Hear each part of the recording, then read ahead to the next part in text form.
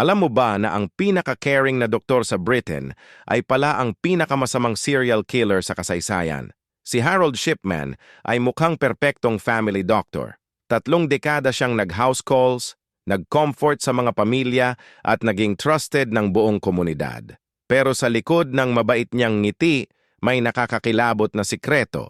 Si Shipman ay sistematikong pumapatay sa kanyang mga pasyente gamit ang lethal injections. 250 na tao ang namatay sa kanyang mga kamay. Ang pinakamasakit, ginagamit niya ang tiwala ng mga tao para makapatay.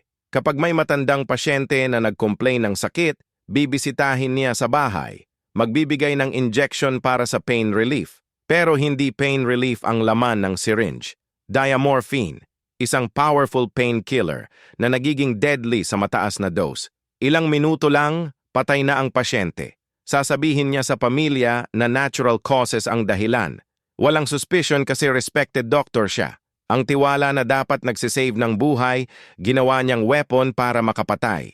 Si Shipman ang proof na ang pinaka-dangerous na tao ay yung hindi mo inaasahan.